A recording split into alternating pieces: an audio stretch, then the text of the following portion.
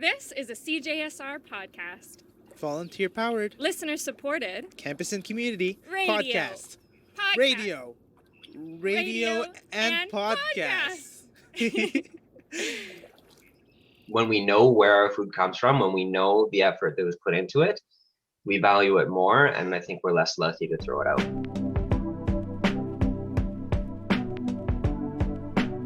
Hi, my name is Melania Antoszko, and you're listening to That's Food.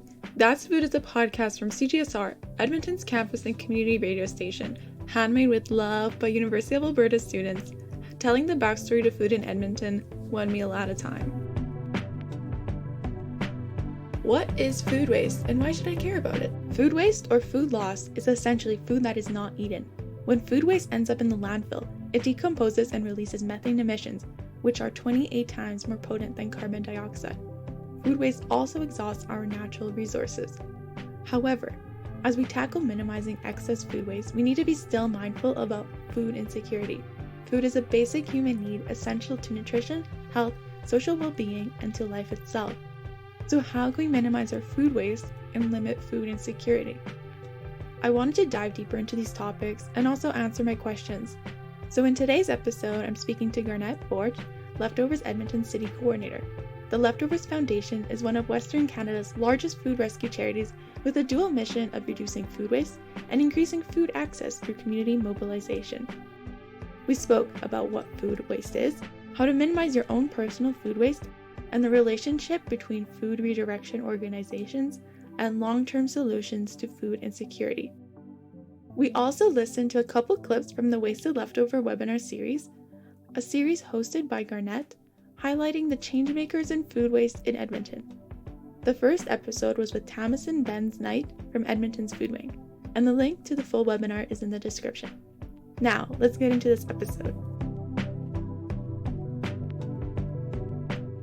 So what is food waste? What is food waste? So food waste is complicated. There's different ways that it's classified, and I'm not an expert in the different classifications of it because on a large scale, when they're doing food waste analysis over the entire food chain, they'll call it food loss and waste. And that includes anything that is potentially edible from the time it's grown to the time that it is consumed. And there's a lot of different steps in there with our current model of food distribution. And each one of those has different inefficiencies and has some loss or some waste in there. I believe that the food loss part is before it gets to the retail, and then the food waste part is after it leaves retail, and so more on the consumer side.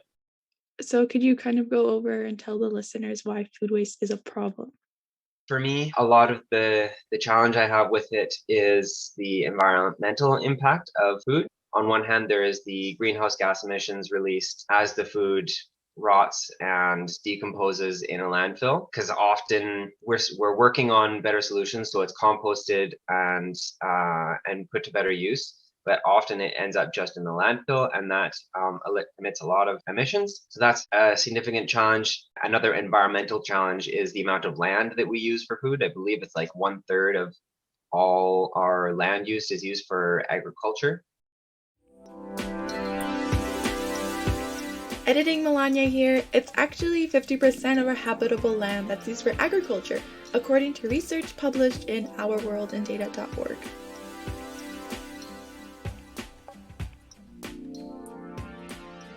And when you're looking at that larger scale, that is a huge amount of land that could otherwise be parks or preserved land or habitat for different ecosystems. So those are the primary two for me.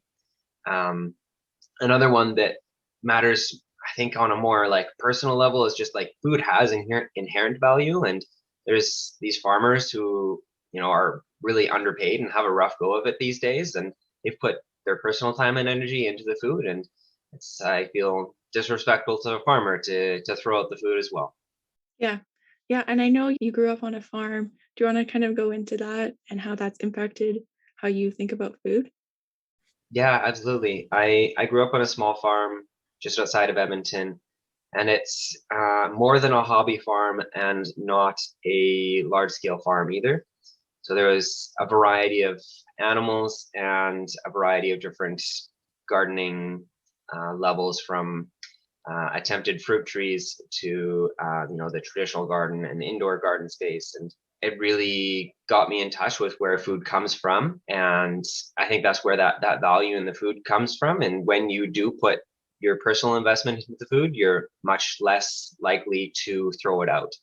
And to me, somebody has put that personal investment into the food. That's how, like, when we know where our food comes from, when we know the effort that was put into it, we value it more. And I think we're less likely to throw it out. And that's a large part of how it's impacted me.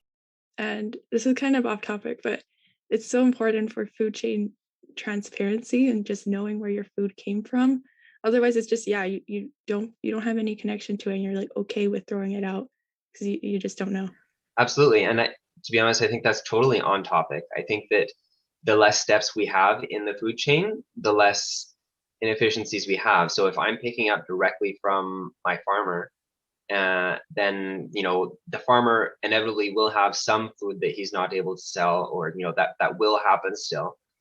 And I might have some food that I'm not able to eat. There might be some inefficiencies there, but there's only 2 steps rather than having it there's probably 10 steps between all the different transportations. If my food comes from Mexico or Australia, then there's so many more steps there and opportunities for food loss and waste to happen on its way to me.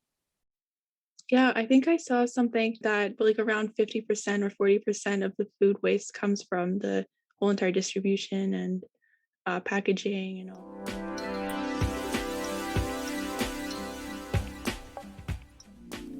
Editing Melania here. I was pretty close. According to a study done by IMC, commissioned by Alberta Agriculture and Forestry, the number related to food waste from consumers is 47%. The food processing phase is the second largest contributor at 20%. Now, back to the interview.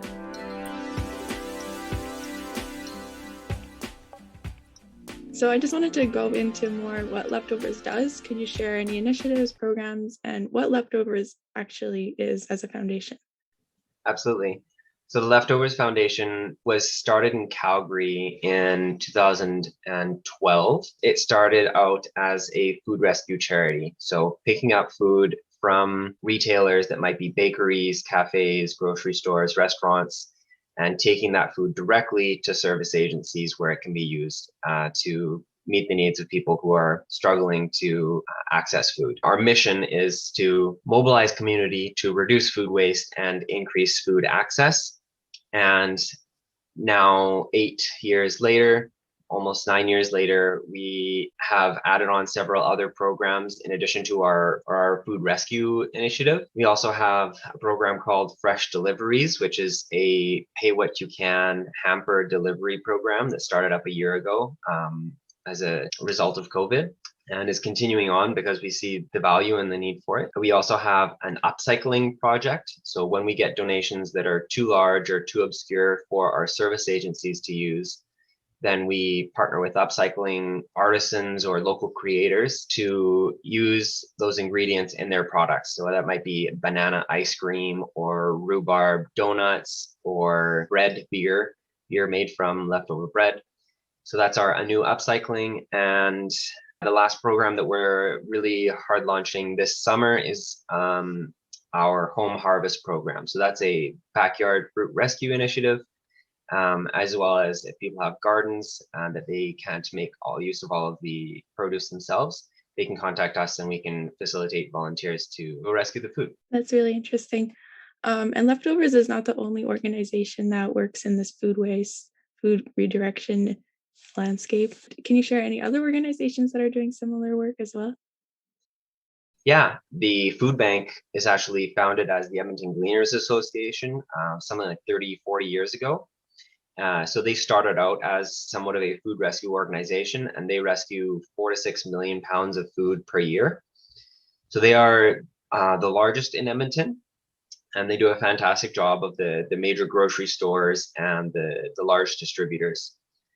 And then there's us, and there's another company called Second Harvest, who is out of Eastern Canada. They are based in Ontario and came into Alberta about a year ago. They're also operating the space, in the space kind of in between leftovers and the food bank. Then there's another program called Loop, which is directing otherwise wasted food to farmers. So farmers can sign up on Loop on behalf of, or in the Loop program, and then they go to a grocery store and pick up once a week, or whatever their schedule is, and they take that food back home to their animals.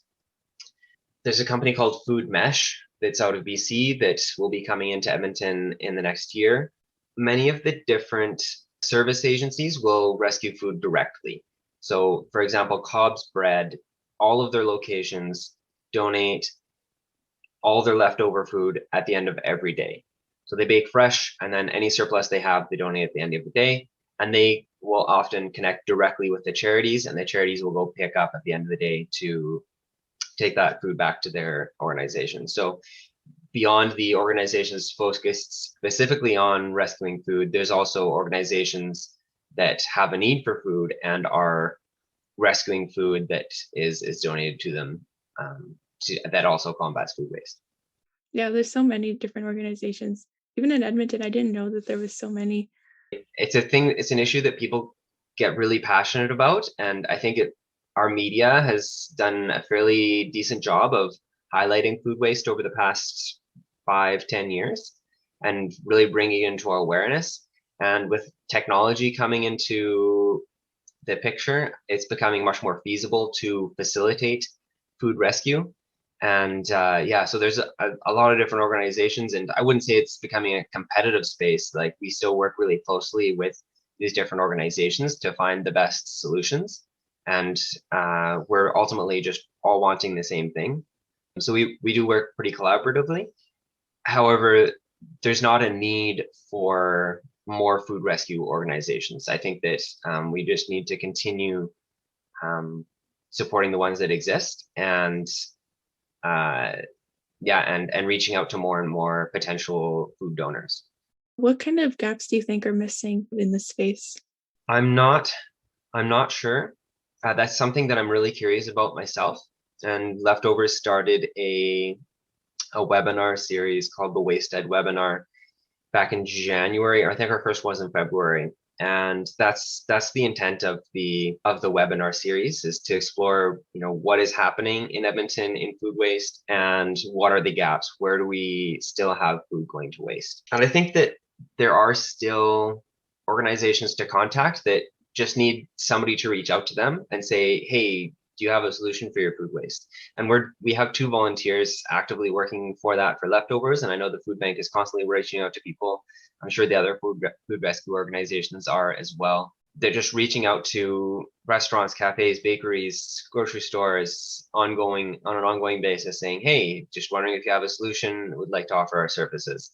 And often the restaurant owners, and the people in the food industry, it's a really competitive industry, and they don't have a lot of time as managers to search out these solutions. So when they are contacted, they are often really grateful and say, hey, yeah, thanks for contacting us. What are the next steps? Nobody answers the phone and says, like, no, I don't want your services. What are you doing? This is a waste of my time. They're all like, this is great. And sometimes they already have a solution. Sometimes they don't produce much food waste. But they're always grateful to hear from us and hear about, food rescue initiatives. Mm-hmm. And now this is the segment where we'll listen to a portion of the Wasted webinar. Oh, fun. Yeah, which is kind of a perfect transition that you started talking about. I was like, ooh.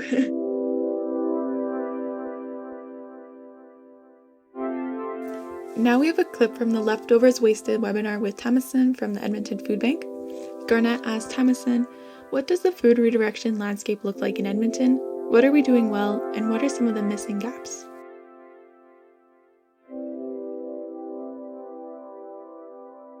One of the first questions I'd love to explore with you is the food waste redirection landscape in Edmonton, and who is doing what, and what are we doing well as a city in terms of food waste reduction? I mean, obviously the food bank rescuing millions of pounds of food per year is a fantastic step. And there's other organizations that are also operating. What are we doing well, and what are some gaps that you see that Edmonton is missing with regards to that? Oh, that's a loaded question. So that's a lot of questions. Yeah.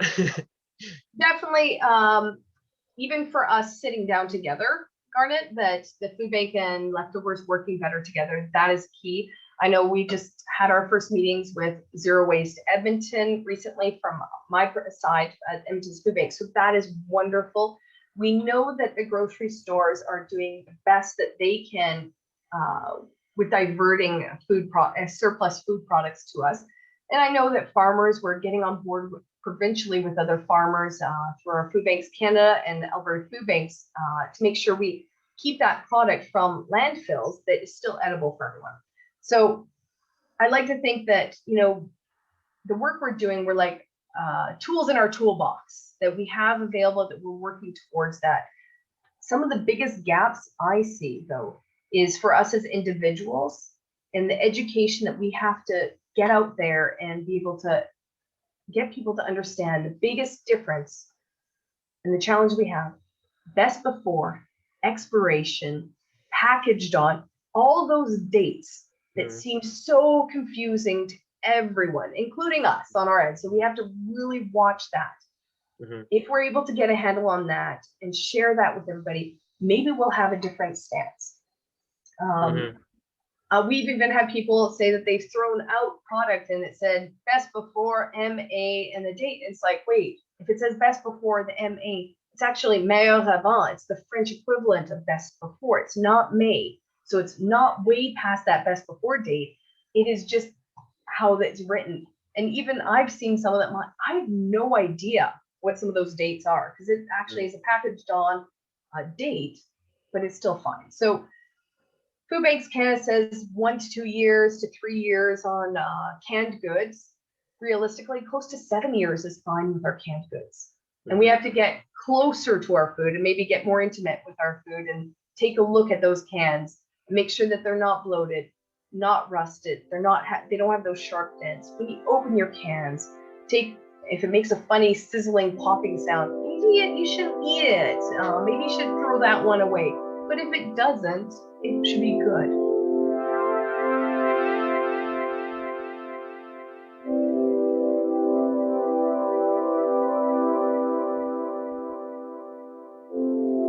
My follow-up question is, just after watching that, do you have any other tips for individuals in managing food waste? At home, there's several different solutions that they come to mind. I'd say first and foremost, like educating yourself beyond what I'm about to say is a fantastic way to go about it. And there's another food rescue organization, Second Harvest, has some great online educational material for individuals who want to reduce their waste at home. So that'd be a good place to start for anybody who really wants to dive in. Some tips that I use at home, the first one that I would recommend to people would be meal planning. And if you plan out your meals for the next few days, the next few weeks, when you go to the grocery store, you only buy the food that you're going to use for those meals. Keep food waste in mind as you're grocery shopping as well, because if you buy a great big patch of or pack of spinach and you only use a third of it, you have to keep that in mind as you're shopping, basically, and saying, okay, I'm buying this much spinach because I need this much spinach for this recipe, or I'm buying this because it's on sale. So just because it's 50% off the second pack of oranges, that doesn't mean you should buy those oranges, because if you're not going to eat them, then you're not saving any money. The way it's marketed to us, we have to be aware of, and the meal planning is, I believe, they've done research, and that's like statistically the greatest contributor to reducing at-home food waste. Once it's in your home, there's various different ways you can make use of different parts of the plant or the of the food, and you want to make sure that you're educated on which parts of the food are edible. I know, for example, fennel has the bulb, which people traditionally eat, but all of the leaves are also very edible. Carrot tops are also edible. And I recently found a recipe for banana peel bacon, which I haven't tried yet. But I had never heard of banana peels being edible, but apparently you can eat them. So you can explore ways to make use of the entire plant or animal. And then the other thing you want to do is, if you can, try to create your meals around what needs to be eaten. So if you have that spinach that's starting to get wilted, it's like, okay, this is beyond salad quality. It's not quite as crispy as I'd want to eat fresh in a salad, but maybe I can cook it into something, or maybe I can put that spinach in a smoothie, make a quiche out of it, something like that. And one of my favorite food waste reduction recipes, there's two. One is a stir fry. You can put anything in a stir fry and fry it up and put some tasty sauces on there, and it does things pretty well. You can hide things pretty well. And the other one that I actually just made a huge batch of the other night is veggie burgers. If you cook up the veggies and then put them in a blender, blend it all together, you want some veggies, some protein, something to stick it all together, being eggs, flaxseed, breadcrumbs, and then a bunch of spices. And that is a really tasty and really good way to make use of a lot. And then you can freeze those patties, stick them in the freezer, and have them for a long time. So yeah, those are some of the tips that I use at home. That sounds really good.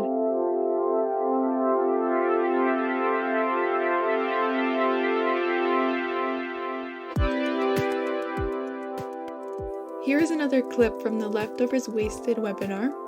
Garnet asked Tamsin, what are some of the barriers the Edmonton Food Bank faces?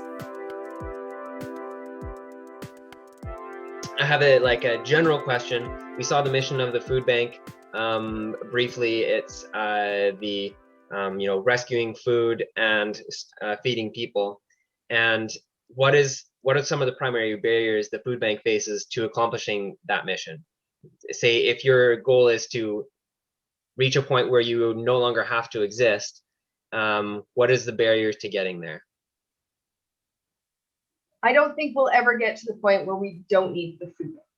Mm-hmm. There will always be poverty in some capacity, whether or not certain programs can roll up and change and close from the individual hamper program. So maybe we get everybody food secure, but we will have a segment of our population that potentially has mental health challenges, substance abuse issues, other extremely dynamic aspects that another agency partner of ours would be working with, and they would need food for that client.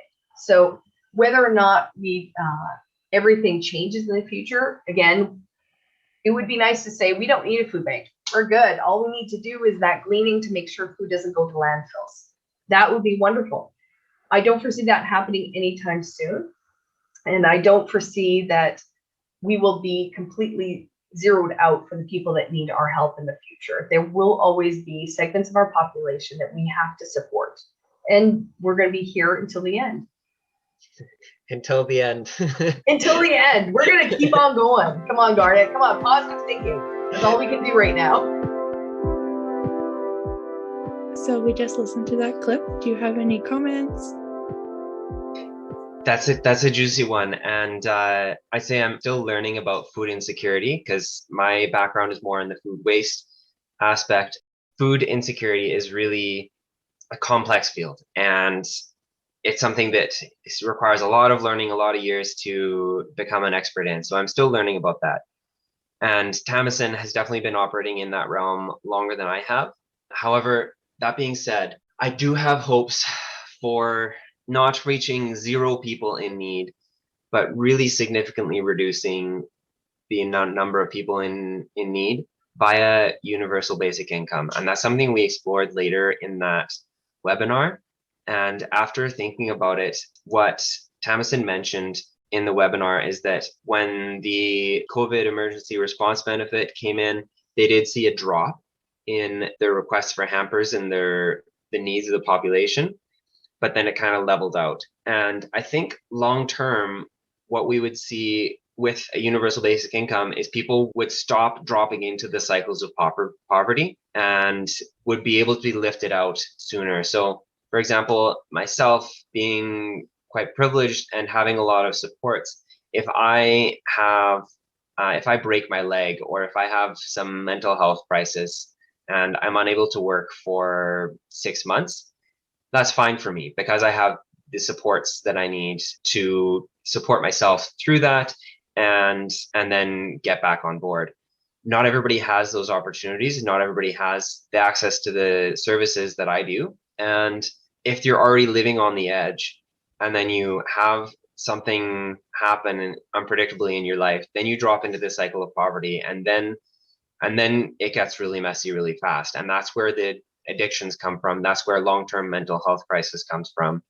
And I think that if we have a universal basic income that can support people long-term, then we will see less and less people dropping in. And when they do, they'll come out faster because as with people with more privileges, they will have the supports necessary to actually focus on their recovery and get back to contributing to society.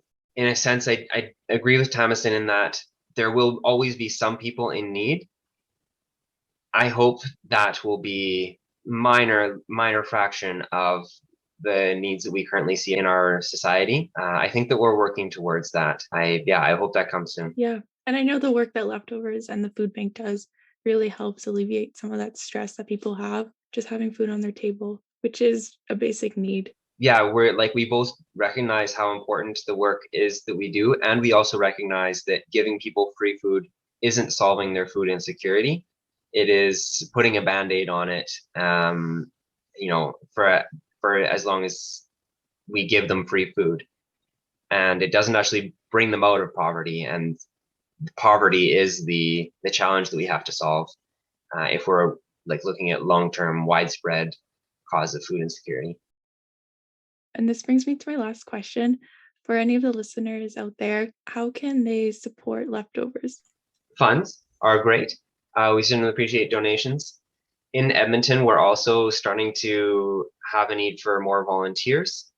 So when our volunteer team isn't able to cover a Leftovers route, then I can step in last case scenario, and I've covered about 5 routes over the past week. We do about 50 routes a week, so that's a relatively low percentage, but we are looking for more volunteers for Leftovers in Edmonton. And another way that people can help out is when they're ordering food from their local restaurant or calling their local bakery to request something, it'd be great if they could just check in to see, hey, do you have a solution to food waste? And just make sure that the people in the food industry are aware of the solutions available and help us spread the word.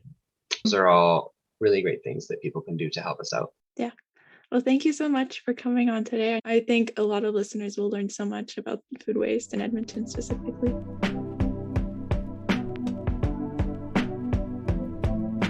Is food waste a problem in Canada?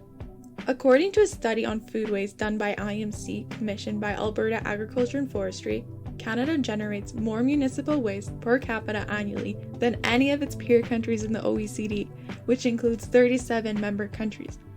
Furthermore, they found that Alberta outranked all the other provinces and territories as the leader in food waste per capita.